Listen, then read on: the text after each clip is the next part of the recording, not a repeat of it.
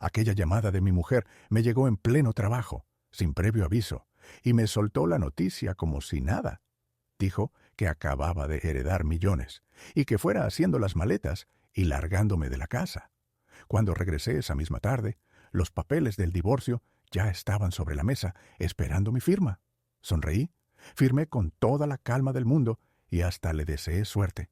Ella estaba convencida de que lo había ganado todo. Lo que no sabía era lo que su tío había dejado realmente en el testamento, ni tampoco lo que yo llevaba años guardándome en silencio. Me llamo Carlos Rivas y tengo 52 años. La llamada llegó un martes por la tarde. Miré la pantalla del móvil y vi el nombre de Josefina. ¿Sí? ¿Qué pasa?, pregunté.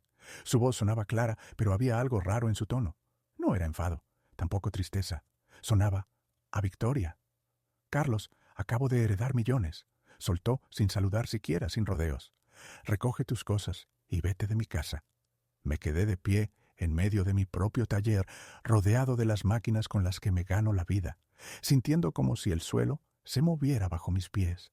A unos metros, 2 empleados seguían trabajando en el torno, ajenos a que mi vida personal se estaba derrumbando en ese mismo instante. ¿De qué estás hablando?, pregunté, procurando no perder la calma. Por fin se ha resuelto la herencia del tío Teodoro, respondió. Ya está todo cerrado. El abogado me llamó esta mañana. Lo que ella no sabía era que yo llevaba 2 semanas de ventaja y que las instrucciones que su tío me dio antes de morir estaban a punto de convertir su victoria en el peor error de su vida. Entonces dio el golpe final. Te lo digo claramente, recoge tus cosas y vete, hoy mismo. Miré el reloj colgado en la pared. Eran las 2:25 de la tarde. Josefina, tenemos que hablar de esto. No hay nada que hablar. Y añadió, fría como el hielo. Llegaré a casa a las 5. Espero que tú y tus cosas ya no estéis allí. La llamada se cortó. Me quedé unos segundos inmóvil, con el teléfono todavía en la mano, mientras una calma extraña se apoderaba de mí. No era pánico, ni siquiera sorpresa. Era más bien una claridad absoluta.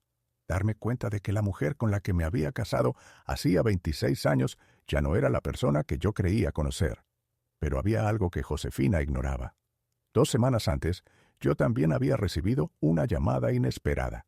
Su tío, Teodoro Carrillo, me llamó desde el centro de cuidados paliativos donde estaba ingresado. Su voz sonaba débil, pero la cabeza la tenía tan lúcida como siempre.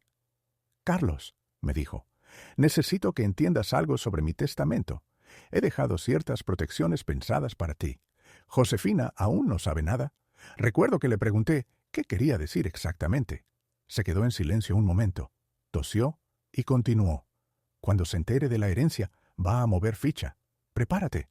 Intenté sacarle más información, pero solo respondió. Ya lo verás. Confía en cómo está todo preparado. Y antes de despedirse, añadió un último consejo. Y Carlos, guarda pruebas de todo, todo. En aquel momento, sus palabras me parecieron enigmáticas, casi exageradas.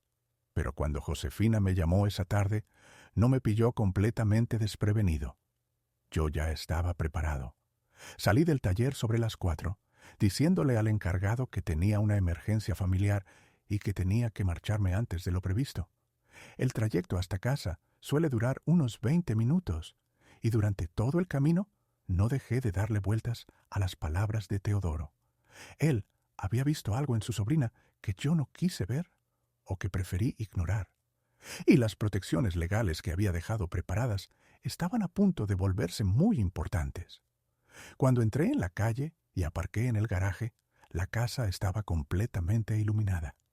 Todas las luces encendidas, como si estuviera preparando un escenario, como si aquello fuera el comienzo de una función.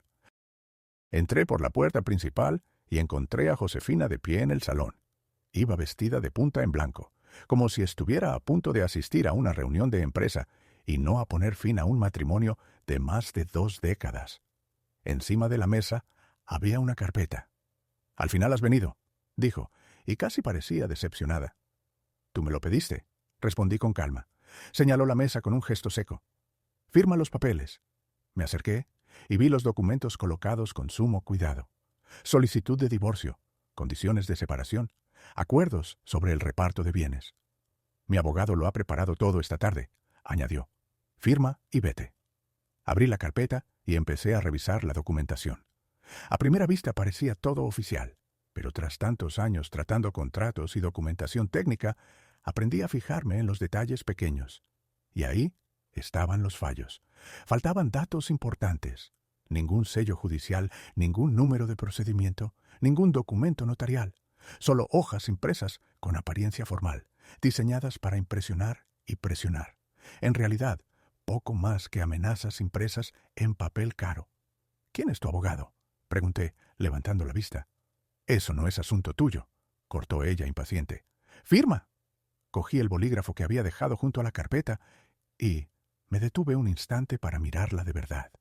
Aquella mujer era con quien había construido toda mi vida, la madre de nuestras hijas, la persona que, en teoría, me conocía mejor que nadie. Pero cuando nuestras miradas se cruzaron, solo vi frialdad y cálculo, a alguien que ya estaba pensando en el siguiente paso de su plan. Firmé exactamente donde ella me indicó. Luego, en lugar de marcharme enseguida, dejé el bolígrafo, saqué el móvil y fotografié una por una todas las páginas. ¿Qué haces?, preguntó, visiblemente molesta. Guardar pruebas, respondí con total tranquilidad. No hacía falta decir nada más. Fui al dormitorio y metí en una bolsa lo imprescindible: documentos personales importantes, el portátil y poco más. Solo lo necesario de verdad. Cuando volví al salón, Josefina ya estaba hablando por teléfono. Ni siquiera intentaba disimular la conversación. Sí, ya se va, decía con seguridad. Todo ha salido exactamente como estaba previsto. Me detuve en la puerta y me giré por última vez. Ella me observaba con atención, esperando alguna reacción. Rabia, súplicas, alguna señal de debilidad. En lugar de eso, le dediqué una pequeña sonrisa tranquila. Buena suerte, Josefina. Y salí de la casa. Me alojé en un hotel Aventura Express cercano, uno de esos donde hay cámaras de seguridad en cada pasillo y en todas las entradas. En ese momento, ser precavido no era paranoia, era puro sentido común. Me senté en la habitación y abrí el portátil. Las últimas palabras de Teodoro no dejaban de resonar en mi cabeza. Documenta todo. Así que empecé por nuestras finanzas. Entré en la cuenta bancaria principal y comencé a revisar los movimientos recientes. A primera vista, todo parecía normal, la rutina de cualquier familia, pero empecé a retroceder más en el historial, meses atrás, luego 1 año, después 2, y entonces apareció el patrón. Pequeñas transferencias, $600 aquí, $900 allá, siempre enviadas a una cuenta que no reconocía. El nombre del titular era Lorena Beltrán, la madre de Josefina. Apreté el portátil con más fuerza mientras la realidad empezaba a encajar en mi cabeza. Seguí revisando movimientos y con cada transferencia el nudo en el estómago se hacía más pesado. Algo llevaba ocurriendo a mis espaldas durante mucho tiempo y yo apenas empezaba a verlo. Las transferencias no eran recientes, se remontaban a casi 7 años atrás. Una salida constante y sistemática de dinero. Abrí una hoja de cálculo y empecé a anotar cada movimiento, uno por uno. Fechas, cantidades, cuentas de destino. Revisé todo 2 veces antes de empezar a sumar las cifras. La cifra final me devolvió la mirada. $265,000 habían salido de nuestras cuentas conjuntas, enviados a una cuenta a nombre de su madre y ocultados durante 7 años. Me recliné en la rígida silla del hotel y sentí un escalofrío pesado asentarse en el pecho.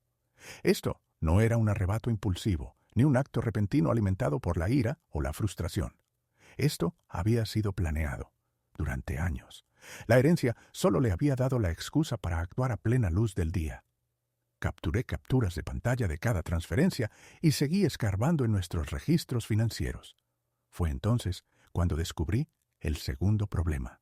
Entre la basura de mi correo encontré un mensaje de nuestro proveedor de seguro de salud, fechado 3 días antes. El asunto decía: solicitud de eliminación de Carlos Rivas del seguro familiar, pendiente de revisión. Abrí el mensaje.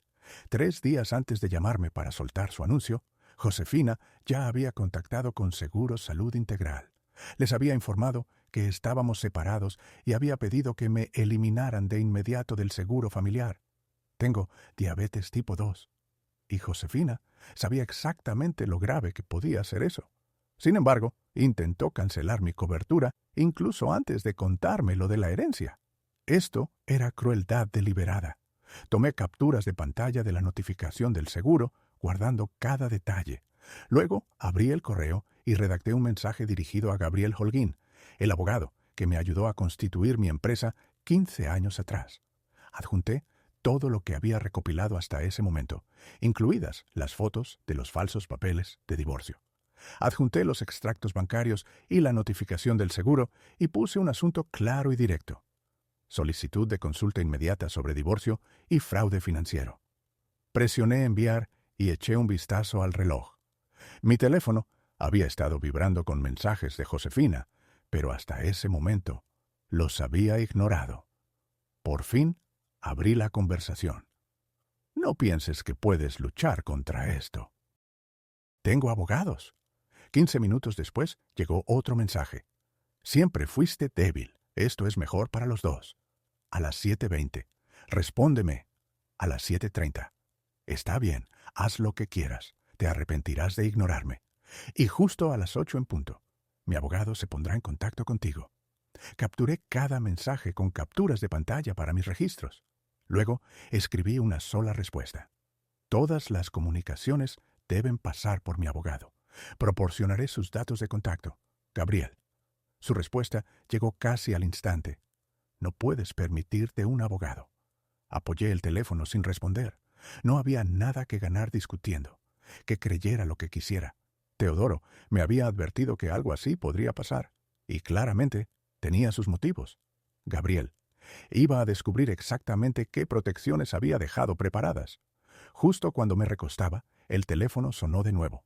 Esta vez era Sofía, mi hija mayor. Respondí de inmediato. Papá. Su voz sonaba tensa, ansiosa. ¿Qué está pasando? Mamá llamó diciendo que te habías mudado. Se notaba preocupación genuina en sus palabras, y me golpeó más fuerte que cualquier cosa que Josefina hubiera dicho ese día. ¿Qué ocurre?, preguntó Sofía de nuevo. Habla de dinero de herencia y abogados. No entiendo nada. Tu madre y yo estamos pasando por problemas serios ahora mismo, le dije con voz tranquila. Estoy en un hotel temporalmente mientras resolvemos las cosas. Hice una pausa, asegurándome de que escuchara bien lo que venía a continuación. Pero pase lo que pase entre tu madre y yo, eso no cambia nada entre vosotras y yo, ni ahora ni nunca. Hubo un breve silencio antes de que Sofía hablara de nuevo. Me dijo que te habías ido, dijo Sofía con un tono más cortante, que no podías manejar su éxito. Esas palabras dolieron más de lo que esperaba. Aún así, mantuve la calma. Eso no es lo que pasó, respondí. Cuando las cosas se calmen, te explicaré todo. Te lo prometo. Antes de colgar, le hice una última pregunta. «Hay algo que necesito preguntarte», dije con cuidado. «¿Tu madre te ha hablado sobre los préstamos de la Facultad de Medicina?» Hubo una breve pausa al otro lado. «Me dijo que nos ayudaría a pagarlos cuando llegara el dinero de la herencia», contestó Sofía. Mi pecho se apretó. Intenté mantener el tono neutral. «Solo preguntaba», dije. «¿Cuánto te queda por pagar?» «Unos $180,000», respondió en voz baja. «Solo voy por el segundo año. Es mucho, papá. Realmente contaba con su ayuda. Se me hundió el estómago. Josefina ya estaba usando el dinero como arma, incluso contra nuestra propia hija». «No te preocupes», le dije a Sofía. «Encontraremos una solución».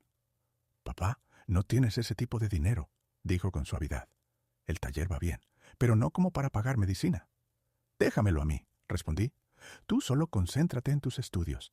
Luego, más suave, añadí. «Te quiero, Sofía». Después de colgar, el peso real de la situación finalmente me golpeó.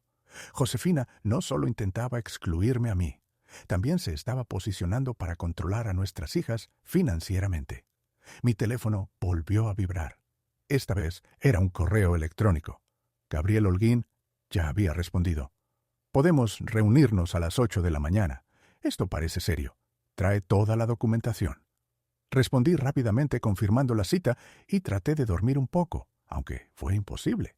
A la mañana siguiente Llegué a la oficina de Gabriel. «Carlos», me saludó, estrechándome la mano.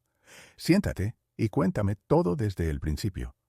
Durante los siguientes 40 minutos expliqué toda la situación. «¿Y dices que su tío te advirtió?», preguntó Gabriel finalmente.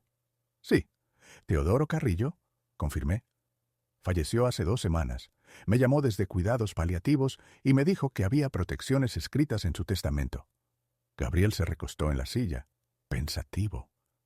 «La audiencia sobre la herencia está programada para las 10 de la mañana en la oficina de sucesiones del condado», dijo. «Y según esta notificación, estás obligado a asistir». «¿Yo?», pregunté sorprendido. «¿Por qué tendría que estar allí?». «Eso», respondió Gabriel, «es precisamente lo que vamos a averiguar». Sacó un bloc de notas y tomó otra anotación. «Por lo que me cuentas, parece que Teodoro entendía exactamente de lo que era capaz su sobrina y trató de evitar que se aprovechara de la situación». Aquella misma tarde, Gabriel y yo nos dirigimos a la oficina de sucesiones para lo que la notificación oficial describía como una revisión preliminar de la herencia. Josefina ya estaba allí cuando llegamos, de pie en el pasillo junto a una mujer que no reconocí. Al verme, su expresión se endureció de inmediato. «¿Qué haces aquí?», exigió. «Me invitaron», respondí con calma. «Esto es un asunto familiar», exclamó ella, cortante. Gabriel dio un paso al frente antes de que pudiera decir nada. «El señor Rivas fue expresamente solicitado para asistir», dijo con firmeza, con voz serena. Poco después, un empleado nos llamó a una sala de conferencias. Dentro, una oficial de sucesiones, llamada señora Morales, estaba sentada al frente de una larga mesa, con un voluminoso expediente abierto frente a ella. «Este es un caso inusual», comenzó la señora Morales. Abrió el expediente y continuó. «Señora Rivas, usted es la beneficiaria principal de una herencia valorada aproximadamente en $1.200.000. La mujer que estaba junto a Josefina esbozó una ligera sonrisa, y noté que los hombros de Josefina se relajaban, como si creyera que el resto de la sesión simplemente confirmaría su victoria. Pero la señora Morales siguió hablando. «Sin embargo, la herencia incluye varias restricciones significativas». La acompañante de Josefina dejó de sonreír. «La herencia contiene 3 propiedades en alquiler actualmente ocupadas por inquilinos», explicó la oficial. «El testamento indica expresamente que estos inquilinos no pueden ser desalojados, ni sus rentas aumentadas más allá de los ajustes vinculados al índice de precios al consumidor durante un periodo de 5 años. Vi cómo la confianza desaparecía del rostro de Josefina. «Además», continuó la señora Morales, dirigiéndose hacia mí, «el señor Carlos Rivas ha sido designado como observador y responsable de cumplimiento de la herencia». Josefina se enderezó de golpe. «Cualquier decisión importante que implique los activos de la herencia debe ser documentada y verificada por el señor Rivas durante el periodo administrativo de 18 meses». «¡Eso es ridículo!», exclamó Josefina. «Él no es de la familia». La señora Morales no se inmutó. «El señor Carrillo fue muy claro en sus instrucciones», respondió.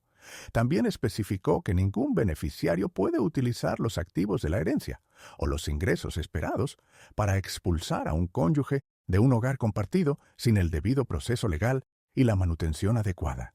El salón quedó en silencio. Por el rabillo del ojo, sentí la mano de Gabriel posarse suavemente en mi hombro, un recordatorio silencioso de mantener la calma.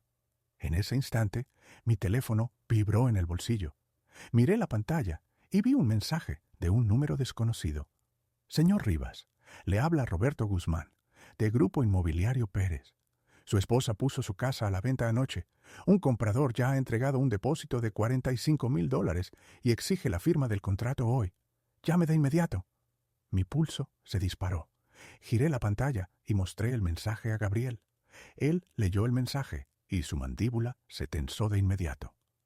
«Señora Morales», dijo, volviendo su atención hacia la oficial, «creo que debemos abordar un intento no autorizado de vender un inmueble vinculado a esta herencia».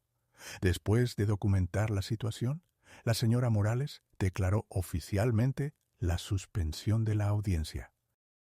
Gabriel y yo salimos al aparcamiento, y en cuanto llegamos al coche, Llamé al número del mensaje.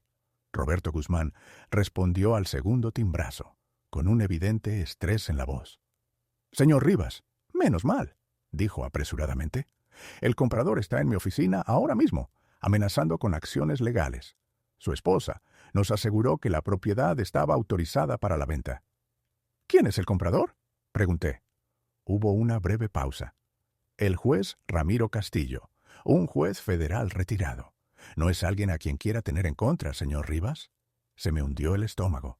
«Estaré allí en 20 minutos», le dije. «No deje que nadie firme nada». Gabriel condujo. Cuando nos acercamos, se levantó para saludarnos. «Juez Ramiro Castillo», lo saludó Gabriel, extendiéndole la mano. «Gabriel Holguín, abogado del señor Rivas. Necesitamos aclarar algunos asuntos respecto a esta propiedad». El apretón de manos del juez fue firme. «Espero que esto sea breve», respondió. Me habían dicho que se trataba de una transacción sencilla. Gabriel explicó cuidadosamente toda la situación. Incluso presentó la documentación de la audiencia de sucesiones que había tenido lugar esa misma mañana. El juez escuchó sin interrumpir. Cuando Gabriel terminó, se volvió lentamente hacia Roberto Guzmán. «¿Verificó usted la autoridad de la señora Rivas para vender la propiedad?», preguntó. Guzmán palideció de repente. «Parecía muy segura», dijo. «Tenía documentos». «¿Qué documentos?», insistió el juez. «Una carta de su abogado, afirmando que tenía la plena propiedad», admitió Guzmán. «¿Ninguna inscripción judicial? ¿Ninguna transferencia de escritura? ¿Ninguna autorización del juzgado de sucesiones?», preguntó el juez. El silencio de Guzmán fue la respuesta. El juez Ramiro Castillo se levantó lentamente de la silla. «Señor Guzmán, espero que mi depósito me sea devuelto en un plazo máximo de 48 horas», dijo con calma. Luego se volvió hacia mí. «Señor Rivas, lamento las molestias. Su esposa ha tergiversado claramente su autoridad para vender la propiedad». Se detuvo un instante en la puerta. «No presentaré cargos penales, pero informaré de este asunto a la Comisión Estatal Inmobiliaria». Cuando se marchó, la tensión acumulada durante todo el día por fin se aflojó en mis hombros. Gabriel me dedicó una sonrisa cansada. Esto podría haber acabado mucho peor. Más tarde, ya por la noche, volvió a sonar el teléfono. Esta vez era Tamara, mi hija pequeña. Tiene 23 años. Contesté al instante.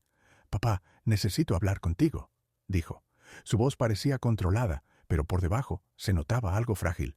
«Dime, cariño, ¿qué pasa?». «Hoy he ido a ver a mamá, a casa. Quería entender qué estaba pasando. Sentí un mal presentimiento». «Vale. Grabé nuestra conversación», continuó. «Tienes que escucharla». El corazón empezó a latirme más deprisa. «Tamara, ¿qué dijo?». «Escúchalo, papá. Te envío el audio ahora». Enseguida apareció la notificación en el móvil. Puse el altavoz y abrí el archivo. Primero se oyó la voz de Tamara. «Mamá, necesito entender por qué papá se fue. No quiere contarme nada». Luego llenó la habitación la voz de Josefina, dura, inconfundible. «Tu padre es un hombre débil, Tamara. Siempre lo ha sido. Montó un pequeño taller mecánico y se creyó un gran empresario. Yo merezco algo mejor que pasar mi vida con alguien tan mediocre». «Pero estuvisteis casados 26 años», se oye decir a Tamara en la grabación. Josefina se ríe. «Llevo años planeando esto, cariño. En cuanto el tío Teodoro enfermó, supe que era mi oportunidad. Tu padre nunca sospechó nada.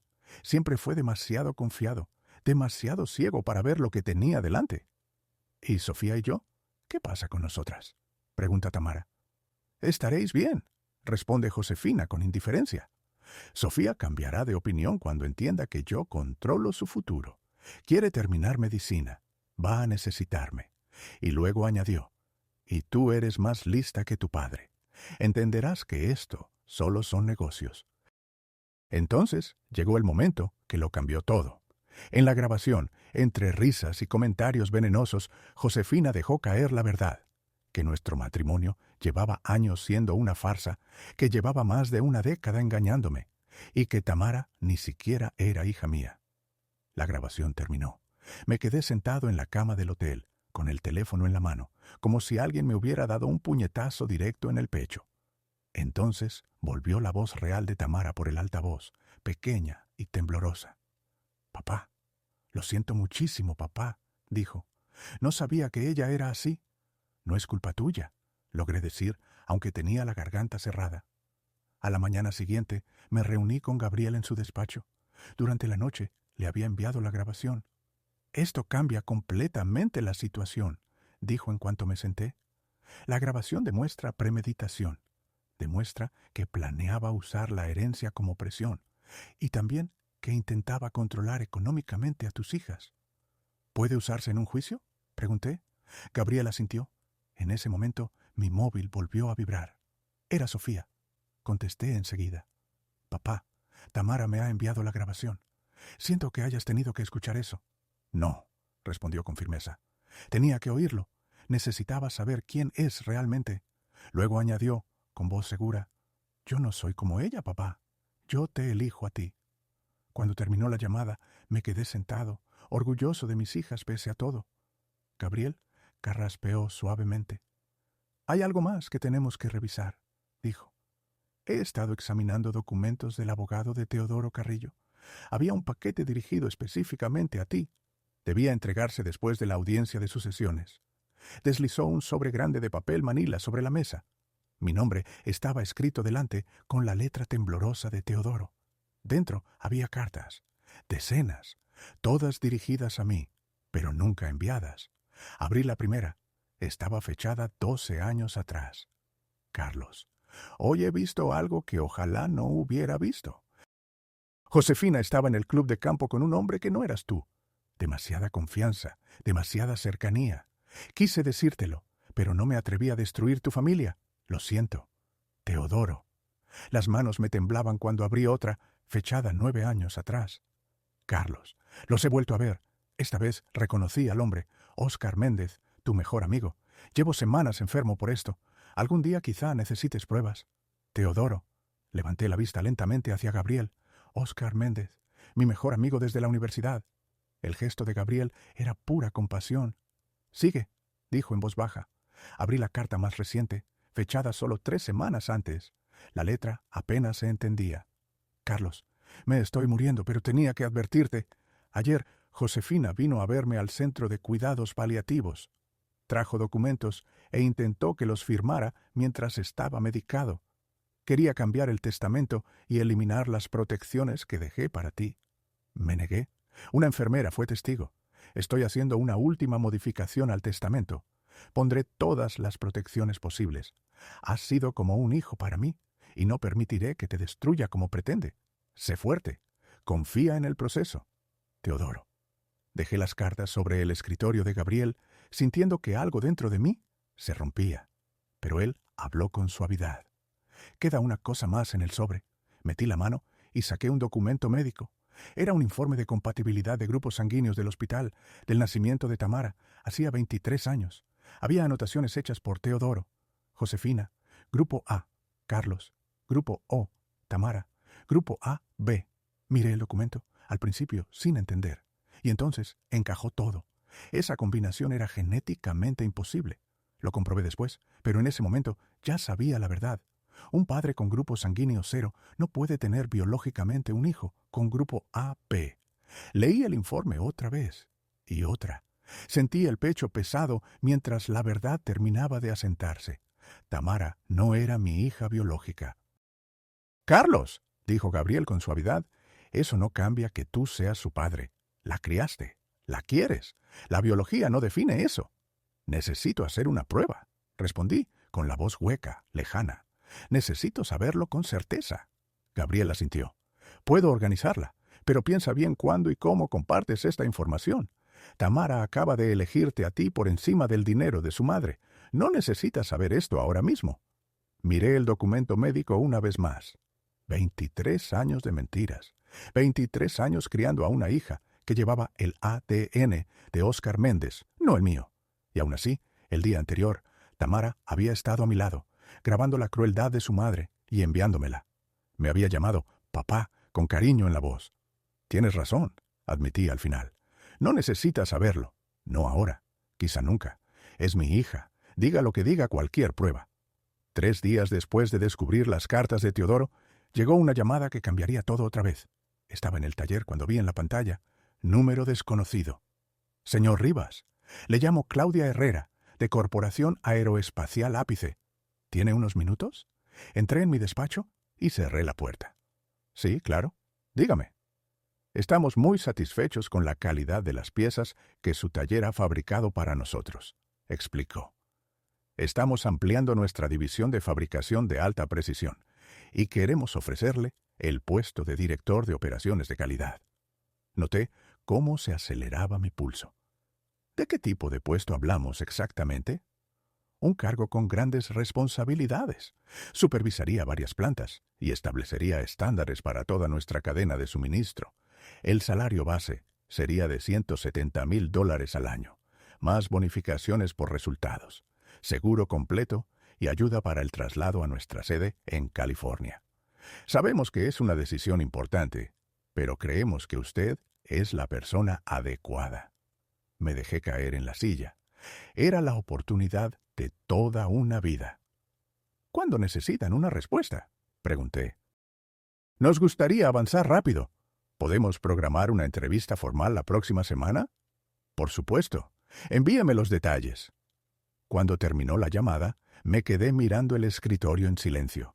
Llevaba más de un mes tanteando esta posibilidad, pero nunca se lo conté a Josefina.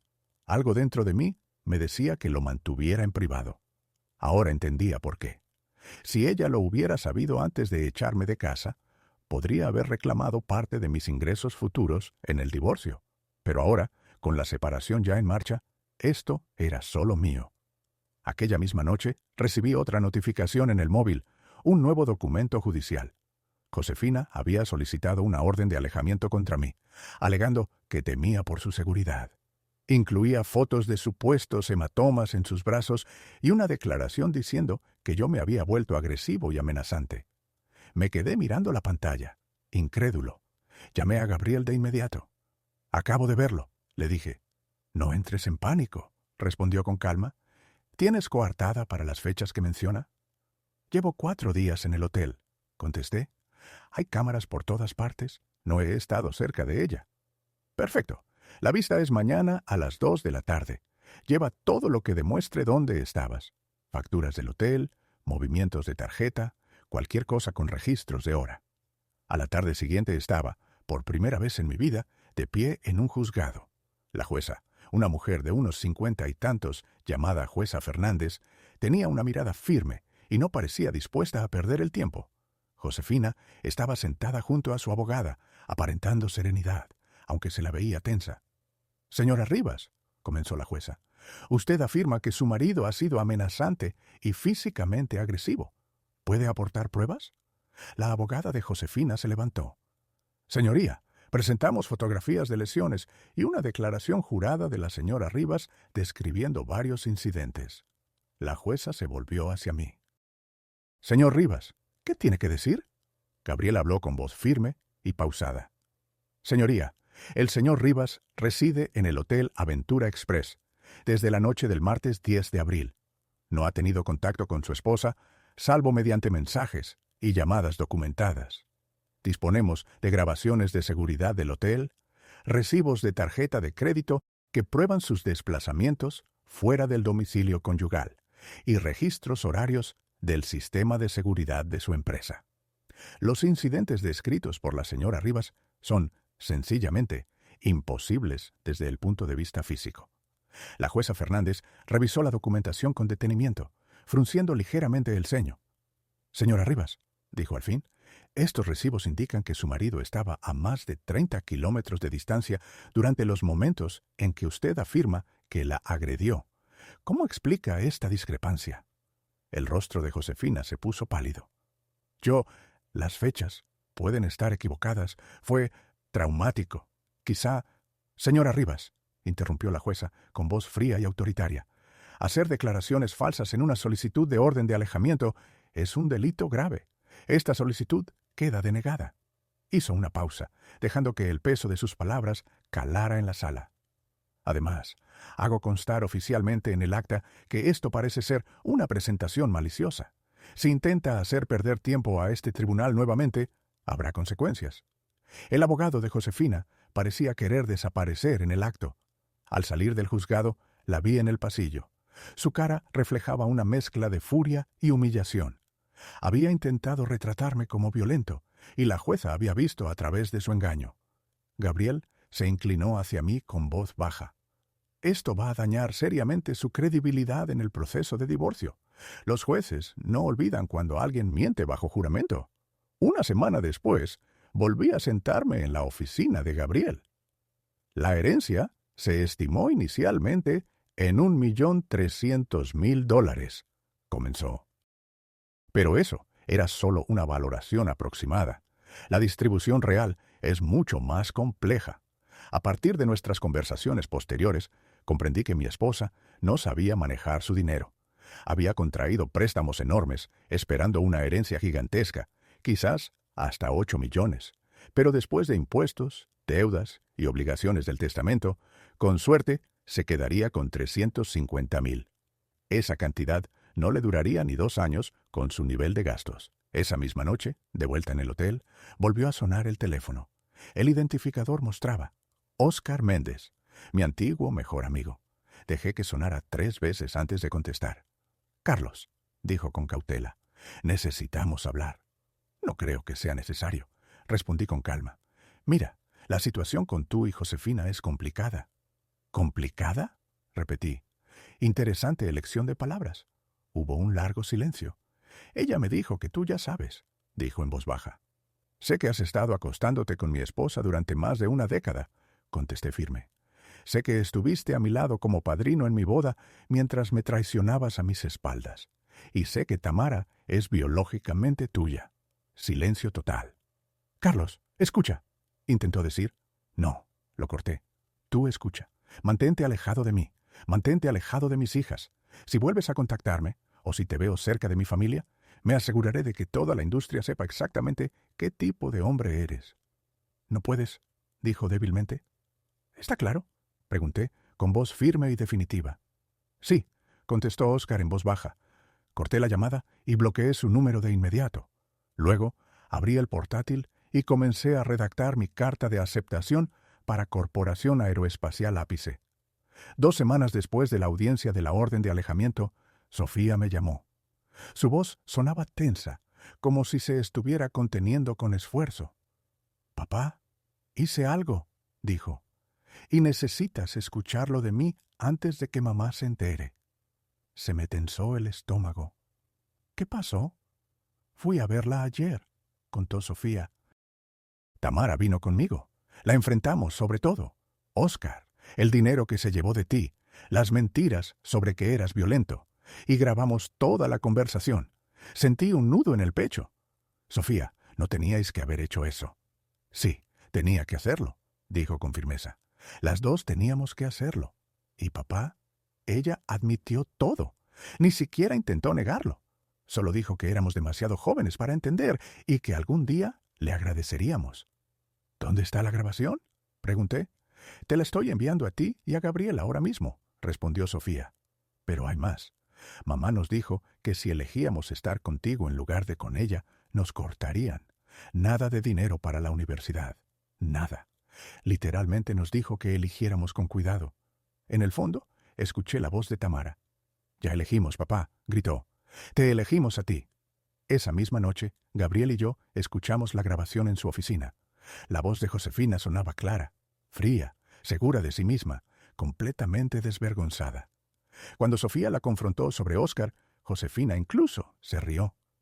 «Óscar y yo hemos estado juntos durante 11 años», decía en la grabación. «Tu padre nunca sospechó nada. Siempre fue demasiado confiado, demasiado ingenuo. Todo fue demasiado fácil». Luego Tamara preguntó sobre el dinero que se llevó de mis cuentas. «Ese dinero era mío», respondió Josefina con desdén. «Me lo gané desperdiciando mi vida casada con él. Cada dólar fue compensación por años de mediocridad». Después, Sofía hizo la pregunta que me retorció el estómago. «¿Y Tamara? ¿Es realmente hija de papá?». Hubo una pausa. «Eso no es asunto tuyo», contestó Josefina con brusquedad. La voz de Tamara tembló. «Contesta la pregunta». Un suspiro. «Está bien». «No. Tamara es hija de Óscar. Lo supe desde antes de que naciera. Carlos nunca lo cuestionó, y fue mejor así». Gabriel detuvo la grabación. Había escuchado suficiente. «Esto es evidencia devastadora», dijo en voz baja. «Entre esto, los registros financieros y la orden de alejamiento fallida, su credibilidad está completamente destruida». «¿Y ahora qué hacemos?», pregunté. «Presentamos oficialmente la demanda de divorcio», respondió Gabriel. «Adulterio y fraude financiero. Lo presentamos todo». Intentó fingir lesiones, vender nuestra casa a escondidas frente a un juez, cortar el apoyo económico a nuestras hijas. Pero al día siguiente, su abogado estaba suplicando un acuerdo, porque todo lo que había construido se estaba derrumbando en 48 horas. 3 días después, el abogado de Josefina contactó a Gabriel solicitando negociar el acuerdo. Sabían que el caso estaba perdido. El acuerdo se concretó rápidamente. Josefina recibió su herencia, reducida a unos $350,000 tras impuestos y deudas. Yo conservé la casa, mi negocio por completo, y recuperé $120,000 del dinero que ella se había llevado. Ella se quedó con las propiedades de alquiler y todas las responsabilidades que conllevaban. El divorcio se finalizaría en 60 días. Acepté el puesto en California. El salario superaba todo lo que había esperado y la mudanza ofrecía un comienzo limpio. Vendí la casa y la mayor parte de los muebles. Demasiados recuerdos ligados a cosas que ya no importaban.